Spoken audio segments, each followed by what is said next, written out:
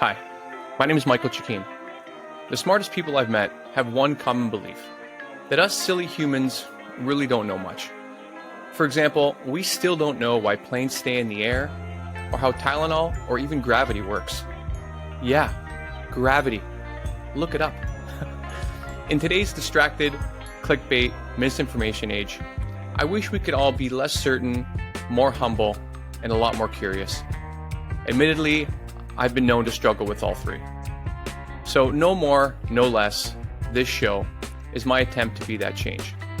Thanks for joining me, and here we go. Hey friends, welcome back. I'm Michael Chikeen, and today I have with me in the virtual studio, John St. Pierre. Today we're going to dive into John's book, The $100 Million Journey, your guide to growing the business of your dreams without going off the cliff. John has co-founded and led two companies he built and scaled to over 50 million in global revenues, one of which he lost dramatically, being fired from the company that he co-founded after 15 years. But like all great entrepreneurs, he rolled the bruises and lessons from that experience into his next company, growing it to over 100 million. John is now empowering others on their business journeys via his books, the Entrepreneur podcast, as well as an investor, speaker, and mentor to many founders around the world. So I'm excited to hear some of those business dramas right from the start. John St. Pierre, welcome to the show. Michael, thanks for having me. Excited to be here. I want to get into that a little bit and then go back. What was it that caused you to be ousted from your own company? And then I want to get into your journey, but I want to start with the little bit of drama from the top. Yeah, obviously a day I'll never forget. Sitting in a boardroom, it was November 2018, so not all that long ago. And we had a board meeting that day, and one of my partners asked me if I could stay in the boardroom following the meeting. And I was like, okay, this is weird. Everybody's leaving. No one's saying goodbye. Like, what is going on? Right. And he looked at me in my eyes and he said, listen, I want to be the first one to tell you, but in a second, our two private equity investors are going to walk in and terminate you. And I wanted you to hear it from me first. And I'm like, what is going on? And so the two private equity investors walk in and they say, hey, yeah, we're basically replacing you as CEO of the business. The drama part, Michael, was this is a business that I started 15 years prior with two of my best friends. You'd enjoy this as a good old Canadian boy. It was a hockey-related sports business that we had grown from zero, from absolutely nothing, hobby hockey business for youth. And we grew it to a $55 million global sports business. And all through blood, sweat, and years of tears, just growing the business, grinding. It was, the business of my dreams, if you will. Yeah. And I was just getting fired from that very company. Well, 6 months prior to that firing, we had decided to raise some capital. We had grown the business to north of $50 million of revenues. We're like, hey, we can grow this even further. Let's take it to 100 million. Let's go find some investors to bring some more capital in so we could delever the balance sheet and grow further. 6 months after that money came in, they got rid of me. The whole culture turned poisonous. People started leaving. Everybody got hurt. Our customers got hurt. Our employees got hurt. And the whole thing went up in smoke. And it was the most devastating day of my life thus far, and one that taught me a lot of valuable lessons. Wow. Yeah, I think a lot of people who are listening, if you ever want to take on private equity investment, I think everyone should think very, very seriously about that. Because what was the business? You said it was hockey related. In what way? Yeah. So in 2003, I was playing men's league ice hockey with a couple of buddies, and we were all single at the time and looking for things to do. And I said, hey, why don't we build a team of 14-year-olds? There's a hockey tournament I heard about over in Sweden. Why don't we build a team and we'll get a free trip to Europe and we'll coach the team in this tournament and have some fun. So we had a tryout. We built a team. We went over to Europe. We won the tournament. We're having a blast. And we look at each other and we go, this is fun. Let's do this again next year. And lo and behold, as we started doing it, well, let's bring two teams to Europe. Well, let's do our own tournament here in North America, and let's do some hockey camps. And hey, we're doing this in hockey. Why aren't we doing this in lacrosse? And hey, what about soccer? Soccer's a growing sport. Let's do soccer too. And we started growing into lacrosse, soccer, football, building camps and tournaments and international tours across the globe for youth sports. And the business just ballooned. And it was just an amazing ride. Great people, great culture, great great everything until the moment that I made some catastrophic mistakes that led to its demise. That is quite an operation to get 50 million in revenue from sports camps and tournaments. Like, how many employees were you up to? At the time I left, we had a little north of 700. Holy hell. Okay, that makes more sense. I figured you're going to have a huge team to be organizing those sorts of things. And at the Yeah. end, you said everything kind of imploded. Does that mean the business went under afterwards, or is it still going along today? Well, karma's a bitch, Michael. And what ended up happening is in 2018, this private equity firm invested in the business. They got rid of me. They changed the culture of the business. Again, they hurt a lot of people that I cared deeply about. The place became pretty toxic. Right. Legal battles ensued. The company was in probably 20 lawsuits with different people and companies and myself everywhere. And guess what happened a year and a half later? COVID. And you had a sports business that had 200 teams every year going across the pond where you are for sporting events and all these things. And the Right. private equity company had collected all these deposits from all of these consumers to go on sports teams, on sports trips and events. And then there was no more travel. And so the private equity firm at that point had to determine, are we going to put more money into this company, or are we just going to cut bait? And they ultimately ended up going into bankruptcy and cut bait. And in the process, screwed all the consumers, all the employees, and everybody in the process.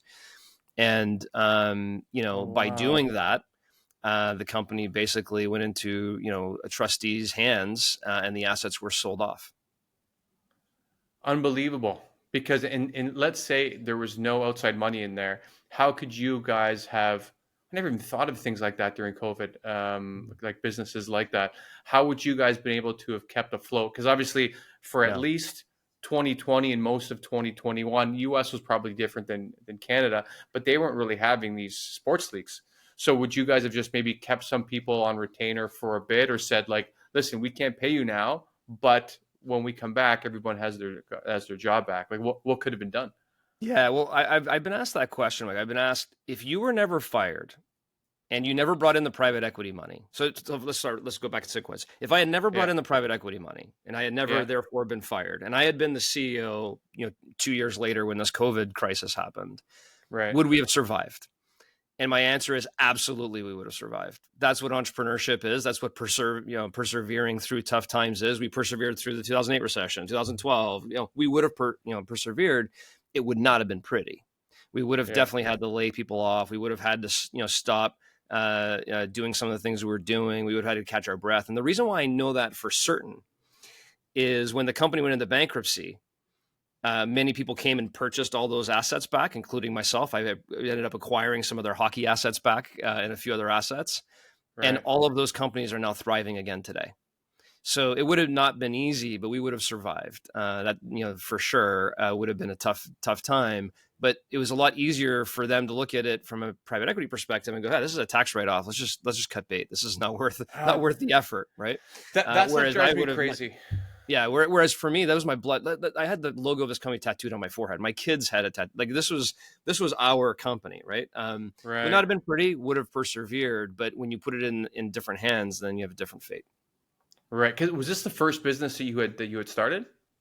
Not the first business that I had started, but the one that probably I built the furthest, cared the most about, and again, it was 15 years, right, of my business career put into it. Right. Yeah, I think if I can soapbox for a second, I think that's the one thing. Like, I've started several businesses myself. I believe in the power of entrepreneurs starting stuff and giving people opportunities, and persevering through all sorts of unseemly events. But I really hate the money side of it in situations like this, where someone comes in and they're not looking at the employees, the customers, the mission, the purpose for why that business exists. Yep. For them, it means the community around it means absolutely nothing. It's Yep. just what are their EBITDA margins, how much are we paying their Correct. the executive staff, and how much we can grow it. And I don't know, 100, maybe not 100 years ago, but like 70, 60 years ago, entrepreneurship was about community. Like, you employed people, you gave back to the community. And now with all of this, there's so much money injected into the system. It's great to have the opportunity to have more investment and to have the opportunity to grow. But we have to put some sort of, I wish there was some sort of controls that we could put on, so like businesses like yours, you Yeah. know, don't get just thrown on the pile of money because it's a write off. But like you said, like, I guess at least you were able to pick up those assets afterwards. Yeah, well, I have maybe a twist on that perspective. I agree with you. It's a Please. shame. It's a bloody shame. Um, and I'm a forgive and move on. I'm a trust first type of individual. That's how we're bred in Canada. But shame on me. Shame on me. I put myself in that vulnerable position. I was trying to grow the company too quick. I had made some pretty big mistakes that put me in a position where I had to go get capital. What if I had grown the company that was profitable enough we didn't need to go get investment capital? I Right. wanted instant gratification. I wanted to build this thing to $1 billion sports company. My eyes were bigger than my head, if you will. And I put myself in that position. I put all of our employees and customers in that position. Uh, Hmm. I was greedy. I was trying to grow things. The private equity firm, although I don't agree with their values and how they grow a business, they were doing exactly what you just said. They get paid to manage EBITDA, manage value growth, and do what they feel is best for the balance sheet and the financials, not for the people. That's not their job. That's not their mission. Right. So they were doing what they were hired to do in their minds. But that's contradictory to your point, us as entrepreneurs building a community and a culture and a team and building something. And the biggest learning I had from all of that, Michael, was this concept of patient ambition. I was ambitious, but not patient. I want to go, go, go, go, go, go, go. And entrepreneurs, we want to build our next big thing next year as big as we can, grow X Right. amount every year, try and get there as fast as we can. And what I learned by sitting back and looking at other companies that have grown over time, that maintained and controlled their equity in their business and the decision making process of their business, they built a machine that was generating enough capital so they didn't need to go get capital investment. They didn't need to dilute themselves in their own businesses. They didn't need to Right. give up control to other people. They could run the business their way, their culture, and not be swayed by the private equity dollars knocking on the door every day saying, hey, you want some investment? You want some capital? No, I don't need it. I got exactly what I want right here. I got patient Right. ambition. I'm going to grow this business over time to be stable and successful. That was I the think that's a big great learning. title. I think that's a great title for your new book, Patient Ambition. It That's a is. that's a really great one. What percentage did you of equity did you sell in the business? So I'll give you a parallel to this. When we started the business, it was me and two other buddies. We're like, hey, let's just do this a third, a third, a third, right? It's pretty simple. Right. Let's get this business started.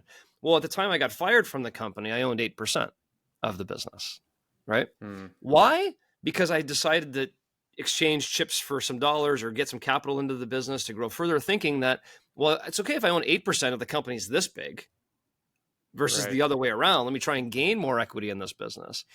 And we haven't talked about it yet, but what I subsequently did post that termination and picking myself back up is I had another company that I had invested in 2003 as well. It was a construction company, completely unrelated to that industry, that I initially owned 25% of because I invested in this business and I helped grow it a little bit. Well, post that firing, I was like, well, what am I going to do? I might as well spend some more time on this business. Right. Well, I took all of my learnings, applied it to that business in the construction space. We subsequently grew that business from a little under 5 million to north of 100 million the right way. And in that business, I now own a controlling stake equity in the business.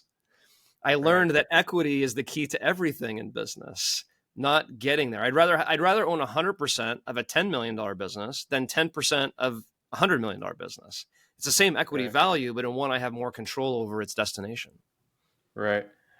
That's really interesting, especially that was because I thought you were going to say that when you bought some of the assets from the business that went under, that you started that one and then grew that to 100 million. So it's interesting that you went to a completely different sector Yeah. and industry. Take me a little bit in the days in between where you're fired from this business, completely shocked and felt. I'm sure you felt betrayed and all of these things at Mm. that time. But it seems like you have some great perspective that you grew it too fast, that you kind of had growth for growth's sake instead of patient ambition, which is, man, what a huge lesson and gift that is. But how did you feel, and what did you do to pick yourself up before you went on to the next idea? Yeah. So, how did I feel? Disbelief. I felt a big target on my back leading up to that boardroom. Like I didn't feel Mm, comfortable. I knew something was going on. I remember calling my mentor probably a month ahead of time going, something's going on here. Like, I just feel like I'm being questioned everywhere. They don't trust, like, I just like, this is odd. Like something's not right. right. And when it happened, I remember getting in the car and calling my wife and saying, I just got fired. And I was a couple hours away. So I had like 2 hours that felt like 10 minutes. Cause I don't know I don't even know if I saw the road. Right. I just kind of drove. Right. And I pulled in at home, and I could tell my wife had just told my kids, "Hey, Daddy had a bad day at work today," kind of message. Right, they're Yeah. 10 and Pick up 8. your toys. Yeah, yeah. And she gave me a big hug, and I was kind of a little bit in just like a little bit of shock. Like this didn't really happen. Like they must have this wrong. Like there's no Right. way. This was my vision. This was my business. Like all my best friends work in this company. Like what are they Oh, doing? This doesn't make any sense. This can't be right. So disbelief, shock, disbelief, which then moved to, okay, now what do I do? Like you wake up the next day and you're cut off from your email, which by the way, this was for 15 years, this is my company. I didn't have a private email. This was my life. Like that was my life. right. Right now, shame on me for not doing that either. But like my email was my personal email. Oh And my so that gosh. gets shut off. So therefore my calendar's gone, my email is gone. No one wants to call me because there was threatened to the employees that, you shouldn't reach out to them, we're kind of, whatever was communicated. Crazy. And so no one's calling me. My calendar's empty. My email's empty. And this is, I'm the type of individual who would work, 10-hour days. So what do I do? Like I just kind of like sit there, watch the Today Show, take my dog for a walk. Like it's kind of like, what do I do? Right. And I made a decision right then and there that I wasn't going to go jump into another role. I wasn't going to go take a job somewhere else. I wasn't going to go start another company. I just wanted to kind of like breathe. So I took some time off. I just dedicated to take a sabbatical. I told myself I'd take a year before doing anything else. I didn't take quite a year, but took some time to reflect and find. I didn't have perspective right out of the gate, Michael. That wouldn't be exactly true. It took me time to find it. Mm, One of the biggest pieces for me was okay. Here I am. I just invested all this time in my life. I lost everything. Like, what am I doing? Like, there's kind of like this question of like, what am I doing? What's my plan? What's my life plan? What am I trying to achieve in my life? I had a business plan. I know what I was trying to do there. I was just trying to grow it to be a billion-dollar company. But why? Like, what was I ultimately trying to do? right. And so, through a lot of conversations, I decided to really spend a lot of time with myself, journaling. I had never journaled before. I started doing that. I decided to come up with a 30-year life plan for myself. Like, where do I want to be financially? Where do I want to be at health? Where do I want to be with relationships? Where do I want to be, my career? All these different metrics based on the one thing, the book by Gary Keller, The One Thing, which is, what's the one thing you're trying to achieve? And then Great what's the book. one thing I should be doing right now to go achieve that? Those kinds of things. Yeah. And it really helped me with perspective. Look, I'm healthy. I got my family. I got my wife. I got my kids. I got a nice home, a nice community. Is it really that bad? Like, think about other people in the world and other things that might be going on in their lives. Is it really that bad? Like, come on, man. Like, pick yourself back up, figure this out, get Yeah. perspective on where you're at, get perspective on your learnings, be introspective on what you did to cause this situation, put yourself in this position, learn from it, crystallize your learnings, write a book about the learnings, right? And Yeah. go execute. And so it turned a little bit into a calling card for me, which is okay, like, what are my learnings? What am I going to do? What's my life plan? Now go create a business that matches the life plan. Don't just go create a business with no attachment to anything. What's your life plan? What's your business plan? Make sure they're tied from a perspective of what you're going to do. Crystallize Right. your learnings and go apply those learnings to other businesses and help them be successful. And so from that, before we get into the book, how did you go from that epiphany? Because it's amazing that you were able to do that and not hang on to some of the betrayal and anger, et cetera. Because I know a lot of people would have went down that road for a while, and that would have burned up a year, and you probably wouldn't have your hair. People lose their minds getting stuck in those anger traps. Yep. Um, how did you arrive from the journaling, from the One Thing book? How did you end up finding a construction company? How is that where you landed? Yeah. Well, so in 2003, when I started the sports company, I had a real job. I needed a real job. The sports company was just a hobby. It was just like for fun. And Right. I worked in the contracting space. I worked for a .com in the contracting space, handymanonline.com, which is a .com funded business that then ended up in the .com crash. We ended up losing that. But in 2003, with three other partners, I had started a construction commercial contracting business. And that's where my full-time job was. That's where I was getting paid. And I owned 25% of that business. Right. Well, as that business grew and the sports company grew, I was more attracted to the sports business in terms of what I wanted to do every single day. So I gravitated to the sports business and then jumped to that business. And the construction company was led by other individuals, but I was still an owner in the business. And Okay. so when this happened with the sports company and I found myself losing everything, well, I still had some equity in this construction company over here. And I had Okay. worked myself through that business over time to own a little bit more and a little bit more. So I got back with my partner. I had one other partner there at the time. And I said, listen, actually, I'll reverse the story. He came to me during, while I'm laying on the ground going, John, man, I'm sorry what just happened. But don't forget, you got this other company over here. I just saw you grow that sports company north of 50 million. Why don't we take all your energy and put it over here and grow this company? And I was like, oh, that's Huh. interesting. Like, why not? I wasn't as passionate about the business as I was with the sports business, but it was still Yeah. a viable business that was doing well. It had been around for 15 plus years. Wow. And so with that challenge, I started just thinking, okay, what are my learnings? Like, what would I never do again? If I go help grow this construction company, what are some of my key principles that I'm never going to execute again because it hurt me here? All I right. crystallized those learnings. We applied them to the construction company and we grew that company to north of 100 million the right way. And that's really what that learning was in terms of growing that construction company and taking the learnings from the sports business and applying it to it. Right. And you're still working in that construction company today. Yeah. So what I did, Michael, is I formed a little bit of a holding company because the construction company had its CEO that was running there. I wasn't going to replace him. He was my partner. So great. Let's apply the principles. I'll be the chairperson of that business and we'll help grow this. I Yeah. acquired the hockey assets out of bankruptcy. We grew that up. We actually sold that a year and a half ago after building it back up again. Amazing. I own a digital marketing company, a sports travel hospitality company, which is another piece we picked up from the bankruptcy in the sports hospitality business, a fractional CFO firm, an captive insurance business, and Entrepreneurs United, which is my entrepreneur coaching business. So today I'm the chairperson of a company called the Rhombus Group.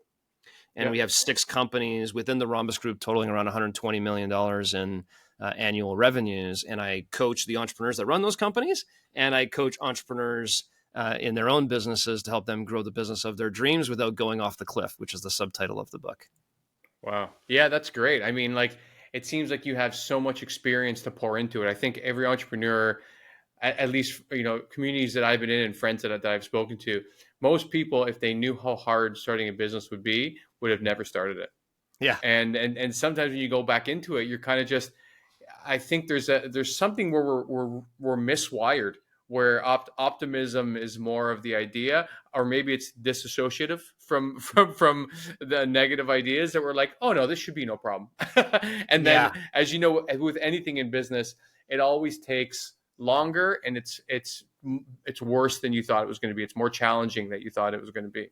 And so I'd love to hear, yeah, take us through how you design these principles in your book. If Yeah. someone wants to think about, okay, I'm an entrepreneur, I haven't started a business before, or I have some experience in the business space, and I would like to start something that, aspirationally gets to $100 million in revenue. I'm sure you'd say now that, you want to have that patient ambition, and maybe it won't get there, but let's say that's the goal. How do you design a pathway that starts at zero? Yeah. Well, Michael, I'll start this way. I now have a 30-year life plan. And when you think about 30 years, that's a long time. Oh. One of the problems we have as entrepreneurs is we overestimate what we can do in a year. Oh, we're going to do this year. We're going to do this year. Like, you overestimate what you can do. But we underestimate what we can do in 10. We underestimate what we could do in 20. We underestimate what we can do in 30 years. And so by Right. having a long-term life plan, I'm in no rush. I got the patience. I can take my time to slowly grow this business the right way, but also I have ambition. I want to grow and be successful and create wealth and do all these things. So I think first off is know what your life plan is, know what you're trying to accomplish before you build your business plan. Because if your Mm. life plan is X and your business plan is all the way out in left field, it doesn't match. You gotta make sure they carry each other. So to me, that's the first thing. Is I didn't have a life plan. Most of the entrepreneurs I work with don't have a life plan. They have a business plan. Oh, I spent a lot of time with my leadership team building our business plan, but in no way did it tie to my life plan because I didn't have a life plan. I was just kind of going with the flow. Right. So make sure you know what you want. So to me, that's the number one key is design a 30-year life plan for yourself. That's even before you get into the principles of entrepreneurial success, which we should talk about. That's great. Okay. And then if you have that life plan, yeah, because it depends. If you read your book when you're 15, that's a lot different if you read that book when you're 45, Yeah. right? But the principles themselves will change for your life, but for the business they stay the same. Like for Yeah. me, I would definitely need to start because even now I'm currently working as a business broker, which I've been enjoying, but I'm getting the itch to maybe start something Yeah. on my own. And so for me, I definitely want to stay in Europe. I would love to stay in Spain or Portugal Yeah. or one of these areas that it feeds my life. And so I would have to design, okay, well, what can I design that, like, my Spanish is okay, but it's not super fluent. So what Sure. can I design that's digital that allows me to work with people, that I'd be helping people, that I'd be, a little bit of a social aspect to it as well, but that I can keep over time for the Yeah. next, 30, 40 years or whatever while I stay on this continent. And that changes the dynamic for what I would start very much from someone who's, let's say, in, Toronto or New York or whatever, where you could start maybe a more of a brick and mortar business if you want to expand and grow different offices or locations and et cetera. So I think it's great that you have people think about where they want their life to be, so they're not creating a business that ends up backing them into a corner they never wanted to exist in. Exactly. Too many entrepreneurs do that. Too Right. many entrepreneurs end up, working 80-hour weeks, coming home stressed out of shape, marriage is falling apart, not spending enough time with their kids, and then realize, what am I doing after they Right. lose it all? Never see their friends. Yeah. Everything is about the business. I've seen a lot of people in these entrepreneur networking groups that I spent too much time in for quite a while when I first started out, the first 10 years. And I met some of my closest friends in there, but I saw a lot of other guys that were so devoted in their business that they had no real friends aside from these networking meetups. That's But right. then when their businesses went away, they were no part of their communities, and then they kind of just ended up being like, okay, well, what have I built? Because Yeah. I think I've realized now that, you know, a lot of people, they're not in there for friendships. Yeah. Or I was always more like, I want to meet good people in there, and if they can also help me with what I'm doing, that's great. But I'm really not looking into hanging out with unsavory folks just so I can add 20% to my bottom line this year. So it's a really interesting Mhm. equation when you're in those communities. And like you said, if you're building a business that doesn't allow for all the goodness that is life, you can't put everything into your business basket. Extremely well said. Extremely well said. And there's another piece that I talk about a lot, which is knowing what your Venn diagram is, right? So Jim Collins in his book Good to Great has this hedgehog concept, which is, what are you most passionate about? What can you be the best in the world at? And what can drive your economic engine? And where those three circles intersect, passion, what can you be the best in the world at, and what drives your economic engine, that's where you should be. Whether you Right. start your business, go buy a business, wherever that is, because that spot, that sweet spot, kind of fits a little bit of you and who you are, and where you want to spend your time. So for me, that Venn diagram, Michael, was my passion is helping entrepreneurs build their businesses. I know I Mm. can be the best in the world at, and I can actually do very well financially in. And therefore, boom, I'm going to coach entrepreneurs to build the business of their dreams. That's my mission. That's what I'm going to be doing for the next 30 years of my life. That's why I'm talking to you right now. It's the one thing I should be doing right now is talking to you for that mission. Everything feeds into that. And that fuels and ties to my life plan of what I want to achieve in my life as well. And so that's, to me, when you think about that Venn diagram, whether it be you or any other entrepreneur starting up, is like, make sure you're right in that sweet spot of the Sweet spot. intersection of that Venn diagram. That's great. So, okay, let's say people they've gone through that. They have their 30-year life plan. They've Yep. found more or less what their Venn is for who they are. Because Yep. I agree. I think sometimes especially men, I think we undervalue sometimes who we are as people, and we're looking more for how can we make the most dollars, Yep. and then we spend a whole life chasing dollars. And there's a book I loved called "Personality Isn't Permanent." I can't remember who the author was, but his entire thesis was that the goals we chase inevitably becomes the people that we are. Yep. And so I've learned that in many different ways, because if you're chasing a specific goal, you always end up collecting people along the way that are chasing similar goals or that want to help you with that goal. It doesn't matter if you're selling drugs. It doesn't matter if you're owning McDonald's or if you're opening teacher training around the U.S. You will go into these little pockets of micro universes, these ecosystems, and you'll meet everyone else in there. And we all know that we become a amalgamation, the sum of the people that we hang out with.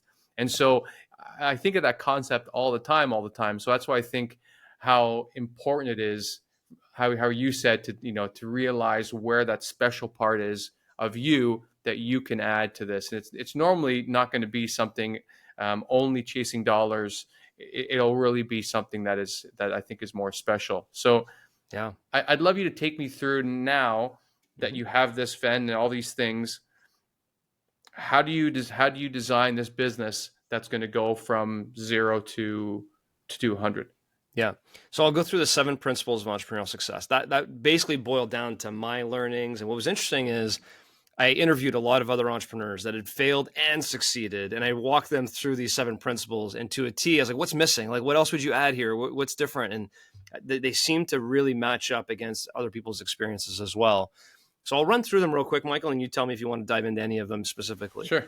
Principle 1 is protect and grow your equity at all costs. Equity is the most important thing if you're trying to create wealth through this thing called business, and make sure you control your own destiny. So protect your equity.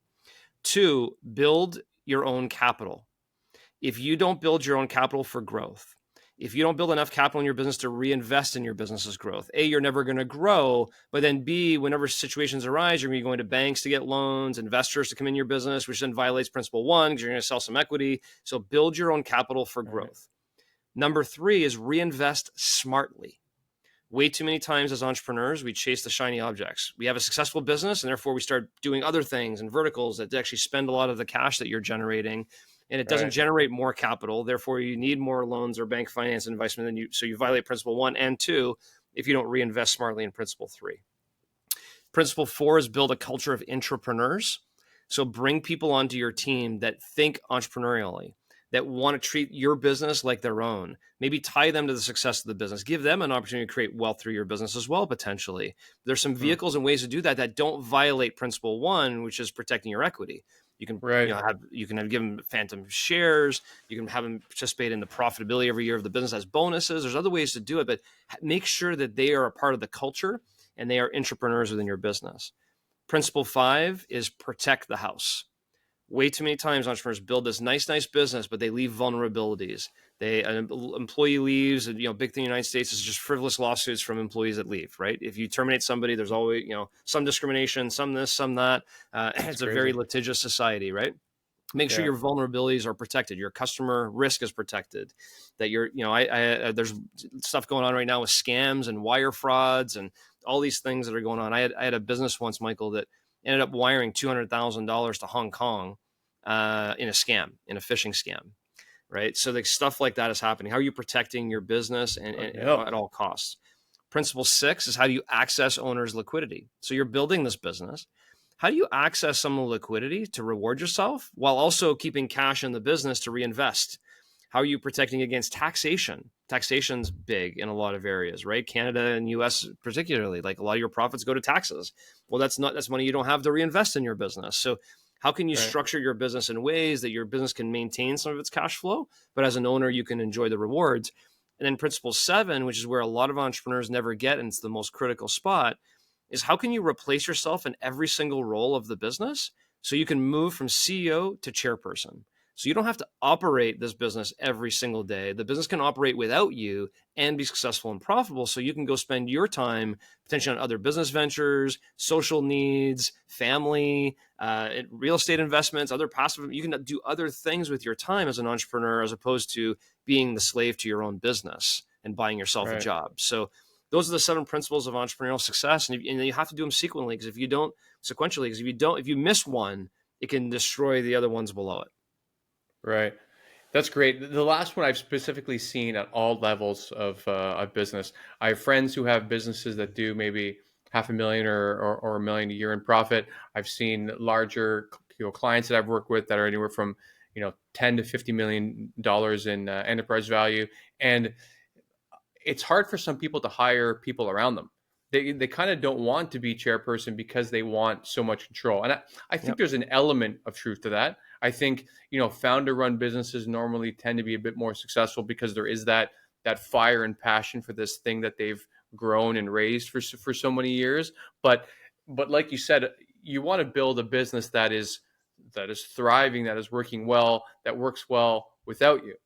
That's right. And I've seen so many people that have a hard time selling because a new acquirer will have to come in and build an entire executive team around them because they're doing the work of 4 or 5 people. That's right. I've had friends I have 2 friends specifically that run digital agencies, and they run great businesses. They're super respected and they're by all their clients and people that refer to them, but they're just working 12-hour days. Yeah. And like I'll go for a trip somewhere to a different country. I'm like, hey, like, do you want to come with? He's like, I can't. I've got this, and this. And we keep having this conversation of like how he has to hire people.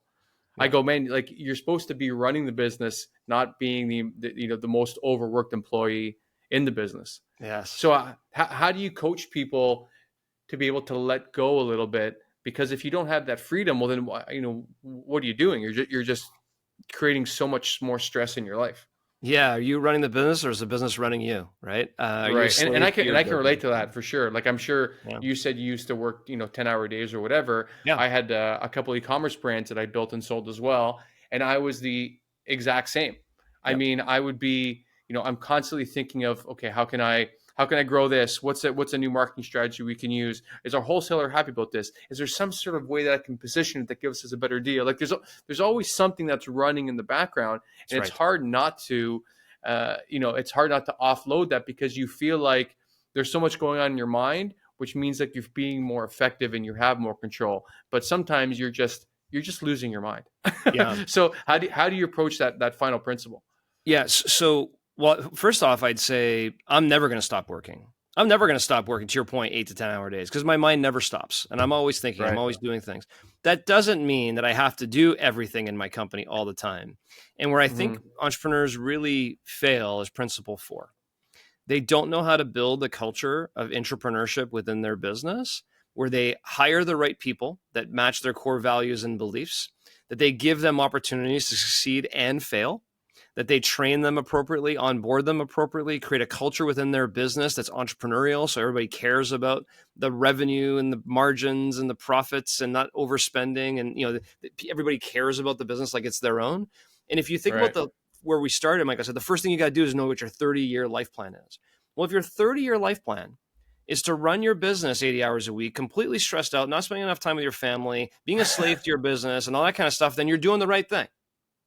If your Right. 30-year life plan is not that, is to create this business that can reward you financially, fuel your passions, you can think more strategically on the business, you can spend your time at a higher level of consciousness and subconsciousness, then you need to do the steps today, even though it may be painful, to hire the people and train them and get them, teach them the right way and give them opportunities to succeed and fail and create this culture of entrepreneurship so you can someday work on your business, not in your business, which is the funniest thing I ever hear, right? Coaches will tell the entrepreneurs, well, you need to work more on your business, not in your business. And you're like, yeah, it's easier said than done, buddy. Like I'm stressed out. I got all this stuff to do, right? Yeah. Well, if you can My move phone never yourself- stops ringing. How do you want me to work on my business? Yeah, exactly. How am I Yeah. supposed to do that? But if you build the right culture of entrepreneurship within your business, you will find opportunities to spend your time working on your business, not in your business, which allows your business to multiply and really, really grow because you have the team operating your business. You see, like today, this $100 million construction company, I don't operate in that business day to day. I spend my time thinking strategically with the CEO, what's our next acquisition? What's our next vertical space we're going to go in? How do we manage our banking relationships over here? How do we make other investments over here? I'm spending my time at a higher level of thought process than if I was running the business every day and talking with vendors and talking, managing the team and doing everything. Then I wouldn't have that time to work on the business. So working Right. on your business is a critical part to growing, but you can't do that when you're in the weeds of the business. Right. I guess what's adjacent to that is I'd like to go to, I can't remember what step it is, but the entrepreneur principle, because I believe in that as well. The hard part is when you start hiring. You said you had 700 people working at the sports company. Mm-hmm. Um, I'm curious how you give people enough financial. Like, obviously you want to reward people for their hard work, and make sure you acknowledge people. I think that's a big thing that a lot of corporations don't do. Yeah. But how do you also reward them financially that doesn't cut in so much to your profits that you're able to reinvest? I remember, like, a quick anecdote. I remember even as far back as I got a job at this retail store when I was 14 or 15, and every month they'd bring us in. I'm making $7.50 an hour or something ridiculous. Yeah, at that time it was mid '90s, Mm-hmm. and they're showing us, okay, this month we did this much sales, and we did this, and we grew this. And I remember at 15 thinking, who fucking cares? Yeah. Yeah. I'm like, I'm making $7 an hour to make sure this old lady who comes in every week doesn't steal another sweater, and you guys aren't paying me enough to deal with her, but Yeah. somehow you want me to care that this business, like, I don't care if you guys go bankrupt. And I Yep. remember I was like this for a lot of businesses I worked for, unless I really liked the team I worked with, if I liked the mission that they were, a part of, or what the business did. Like, for that I could get behind, but Yeah. I could never find myself giving a fuck at all if the Yeah. business was making money or not, as long as they were paying me. So Yeah. I really love your idea that you need to give people more financial incentives, on top of, obviously, you have to have a business that has a mission statement that's aligned with the people that you're hiring. So Yeah. yeah, how do you look at doing that without giving away equity or too much profit? Yeah. So first off, I think the further down you go to the hourly staff, it's difficult, right? The Right. CEO of the business is more incented. Then you go to the VPs, and they're a little less, but there's still more. And then you kind of work your way down the ladder. It's harder, incrementally harder to motivate people to your Right. mission and your vision and why you're doing it, why it's so important for us to hit this revenue number this year, right? They don't care. So you Right. have to find other ways to incent them. And I think, I mentioned it before. Here's some keys, right? When you're hiring people, you need to know what your mission is. A lot of companies don't know. They need to know what their core values are and hire for those core values match. Because when there's a mismatch in core values, that's a problem to begin with. Number two is try and make every role as entrepreneurial as possible as you go down the chain. So I'm a big believer, for example, when we had the sports business, we had 7 divisions in the company. All 7 had their own P&Ls, like they were their own little companies. We all had like 7 little companies within the company, right? And they had their P&L responsibility. Yeah. They owned it. They were accountable to it, and they were rewarded on exceeding the results of the P&L. So they were motivated like they were running their own little business. And I treated them as such. I treated them as CEOs of their own little business, letting them make some decisions and coaching them along the way, and not micromanaging them, and helping them, giving them situational leadership, I like to call and talk about in the book. Is you have to lead them where they're at and help coach them along. Yeah. And then the other instrument that I think I've used a few times that have been really good is this long-term value appreciation bonus, which I call phantom stock or phantom equity, which is not real equity. But I can go, hey, Yeah. Michael, today the business is here. We're a $20 million business, or a $10 million business, or a $1 million business. It doesn't matter. We're a $1 million business today, Michael. I'm bringing you on board as our VP of sales. If we grow this business any more above $1 million, here's a little incentive. It's a 5-year program, 3-year vesting schedule, on and on. So you have to be here for 5 years to win. But if we go from $1 million to $5 million and we just created $4 million of value, I'm going to let you participate in some of that. So you're not only getting your employment and your salary, but you're participating in that without diluting my equity percentage, but motivating a management team to help grow the business. So those are tools that I work with a lot of entrepreneurs on, but just creating this entrepreneurial flavor within the management style that you have can pay big dividends. Yeah, it's interesting. I got a friend here who's kind of CEO on one of a business unit for a consulting company in Spain, and it's ultimately owned by this the Spanish gentleman who I've never met, and he wants my friend to grow his business from, I think it's very small, it's doing a few million now. He wants him to grow it to like 10 or 50 million in the coming years, and he's giving him almost zero financial incentive and ownership in the business, and it's the craziest thing I've Yeah. ever heard of. In 2024, you're asking someone to devote a good portion of their life to creating so much wealth for you, and you're not even at the top level. I'm not talking at the hourly Yeah. wage. You're not giving them any financial incentive. It's crazy that people still think like this. I think a lot of people in or businesses in the U.S. are migrating more to giving more financial incentives on the tree all the way down, even if it's Yeah. on the lower level. To your point, like give someone an extra day off or give them all a big night out, so there's some sort of reward for everybody doing well. Whereas in Europe, I think they're still a little bit tight with their pocketbooks to not giving out shares or even phantom shares or equity. It's a little bit tighter than I think probably North America is. Well, listen, as an entrepreneur, I've always been called the cheap ass, right? Oh, look at Johnny, won't even buy you the proper pens for us to use, right? Kind of thing. But there is a point of being penny wise, dollar foolish.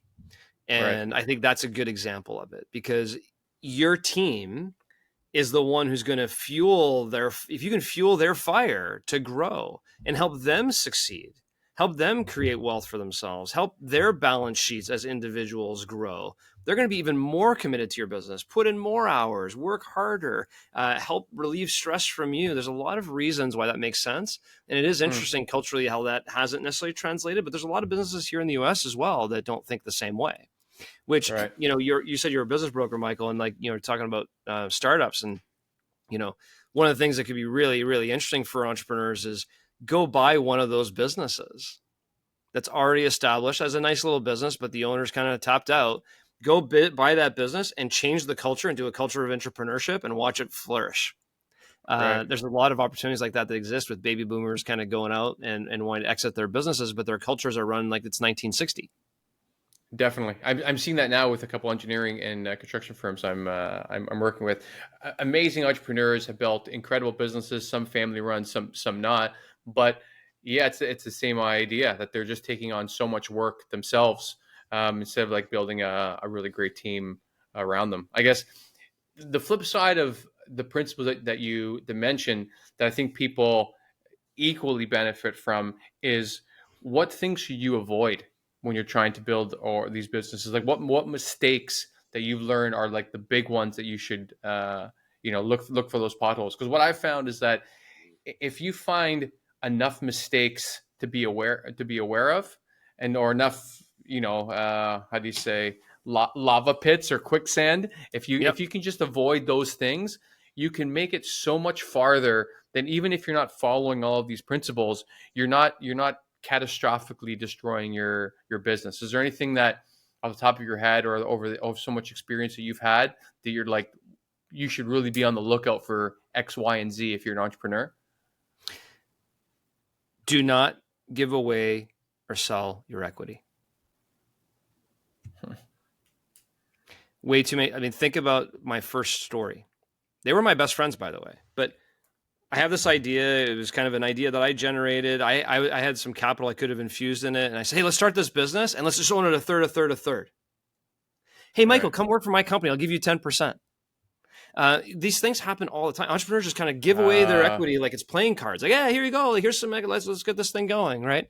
right. Own as much of your equity as possible and protect it at all costs. If you do that, you can grow your business slowly and persevere through all these moments. And one way to do that, as I mentioned before, is you got to generate your own cash. Because if you're going to the bank to get debt, or you're going to get investors, like so many people start their business, like, I got to go get some investors. I'm like, why? Why I need some Yes. investors to build this product? Why? Like, build your Amen. product, go sell your product, bring some money in, reinvest the money in your business, and control 100%. Don't go to, if you're trying to be the next Google, okay, maybe, but I think you should think through protecting your equity at all costs, which means make every single decision like you're going to hold your own equity for the rest of time. That's incredible. Yes, I talk to a lot of friends about this when they're talking about getting investment. I'm like, do you need investment? Like, getting investment does not mean that you're successful or that the business is successful. It just means it could be the first step to the business failing. Like, because if you started this business to have control over this and build your own dream, well, you're selling off parts of that dream to someone that ends up eventually could be your boss. Like, as you completely illustrated in that first story. I Not mean, even eventually, they are your boss. yeah, right. Somebody Yeah, gives you money, even in a minority stake. By the way, this is a piece I didn't even share. The private equity company that put $20 million in the business owned a minority stake of the business. But they basically, in essence, took control of the board and said, "Hey, if you guys want more money from us, here's what we're going to do. Here's what we got to do." And we're like, at the end of the day, no anybody putting way. money into a venture, whether a minority owner or not, becomes your boss. You need Oh, to kind of please them and make them happy, and or they'll cause problems for you. wow. Because I assume that you just gave up a controlling stake with your business partners, and that they were able to stay through the board. But no, they were poisoning the well to be like, it's a bit of boardroom extortion to Yeah, be if like, you don't do this, we're going to do X, Y, Z. If you don't do it our way, you're not going to get the more money we said we were going to put in after we get to this day. They become the big person in the room, right? But it could be right. a smaller level. I give you some money. I'm going to own 10% of your business, and I don't like what you're doing. I'm going to be a thorn in your side, So you just got to Yeah. think really carefully about that, right? As opposed to do it. If you were on Shark Tank with Mark Cuban, he'd be like, go sell your product, get the revenue, control your business, and keep building, right? Right. Why do you need investors? Don't go get investors. Yeah, I think Sarah Blakely is one of the best examples of that. I mean, when she built Spanx, Yeah. for one, she could not find anyone to manufacture that, and every step of the way, someone wanted to give her money, but she was making enough. And then fast forward, however many years, she's the sole owner of $1 billion company that I believe she's now sold. But I think that part of like reaching into the knowing that we have in our hearts, in our Yeah. in our soul, however you want to look at it, and to be like, well, do I need to do this, or do I think I have to That's do right. this?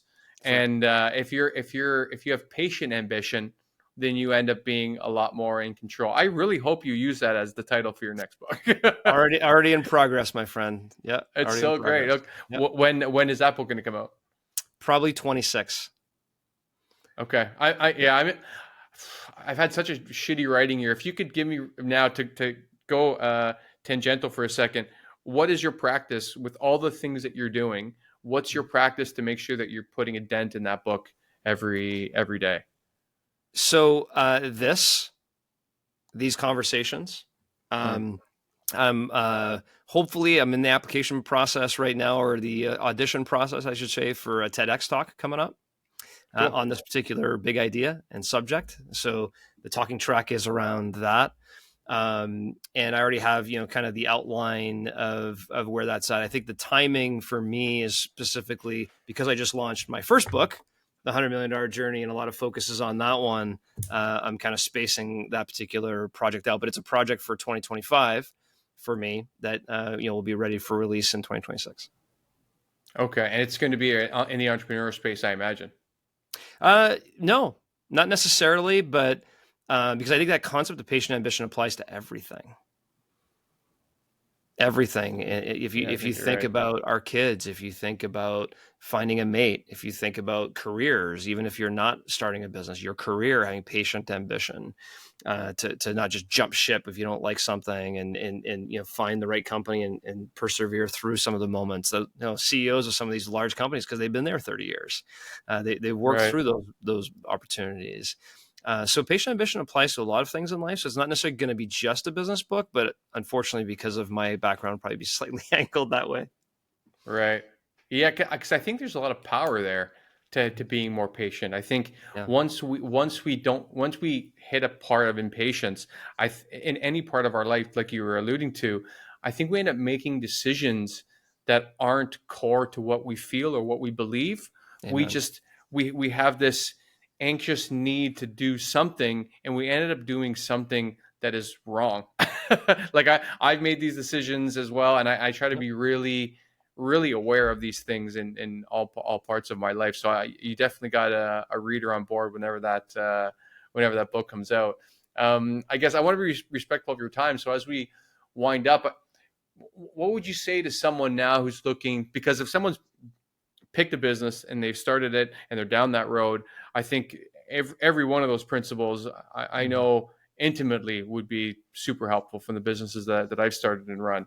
But if someone is looking to choose a business to start or even to purchase one, how would you advise them to go about looking at these different options? How can they architect that to find a way for themselves? Yeah. So cash is king and queen. And when I look at businesses now, the lens to which I look at them are slanted heavily in that favor, meaning, Mm, can this business generate enough free net operating cash flow to reinvest in its growth?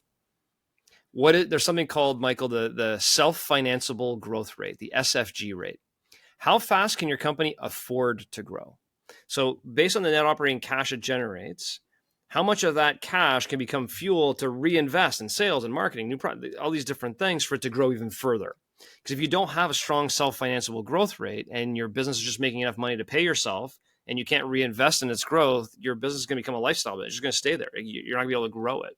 So if you're looking right. to buy a business as an example or start a business, starting a business is a little more difficult because you have to try and predict what the cash flow is going to be versus buying a business. You can actually see periods of cash flow over a period of time where you can kind of project, okay, here's what the self-financeable growth rate could be of this business if we do it this way, this way, this way, and you can Mm, fuel its growth even further, which is why I like the idea of buying small to medium-sized businesses and helping them flourish and grow. And then you avoid those, first 10 years of startup, right? The stress and the pain and the what am I doing? And it's never as bright as you thought it was going to be. Those are right. very fun and challenging moments. I love startups. I absolutely love startups, but I'll probably never do one again. I'm ready to now buy a business that's already gone through that phase, that has a nice established business, that has a nice cash flow portfolio, that I know with the self-financeable growth rate in that particular business and how I finance it, that I can further invest in its growth. That's great. Well, especially I keep saying to every entrepreneur I can, or even lawmaker I can meet in Europe, that the entire eurozone or every country in the eurozone needs an SBA program like the U.S. has. Mm. I mean, I think especially for how much it helps entrepreneurs, I think a lot of people in the business community don't realize how much the federal government in the U.S. is helping to build so much wealth in the U.S. with that SBA program. And I Yeah. think it's such a win-win. I mean, because you have to qualify the businesses that's been around for this long. It has X amount of proceeds, and then they're making a rip on every payment from that entrepreneur. So, what is the minimum amount that you'd look at buying a business right now if you bought a small business that you think it could potentially generate enough cash flow? Are you looking for something that maybe generates $500,000 in EBITDA, or Yep. how does Half it to look? How two. does it look for you? We're looking at half a million to 2 million of EBITDA. Okay. And that becomes very financeable for us, whether it be Hmm. SBA loans or traditional bank financing loans, a little bit of our equity. It's usually the sweet spot for us. All right. That's great. Well, yeah, then again, anyone out there, start speaking to local brokers and see what they have, or otherwise, get out there and find a business that you want to start. There's a site called starterstory.com that analyzes all these businesses around the world. And you can look at, if, like, let's say you find something in Europe that you want to port over to, New Hampshire, or somewhere else in the U.S., or vice versa. It's an amazing site. They used to be a lot cheaper, but I think now it's like 700 a year, because it is such an incredible resource. They do interviews with the founders, tell you exactly how much revenue they're making, how they started it. It's unbelievable for somebody looking to start a business or even find businesses. Yeah. That's a great lead. But John, thank you so much for the book. I'm definitely going to go out and and grab it. There's a couple of things you said that I want to make sure I cement in my head. So thank you so much for being here today. Awesome. Thanks for having me, Michael. Appreciate it. So thanks for listening to No More, No Less. I appreciate the time you spent with me today. So please subscribe and rate the show if you enjoyed it. It'll help me create more amazing content and get that next little bit of validation that I so deeply crave. If you did enjoy it, well, that sucks. But to make sure, I think you should listen to my next 10 episodes and then decide. I mean, come on. Rome was not built in a day. I'm just getting warmed up here, guys. So thanks again. See you next time.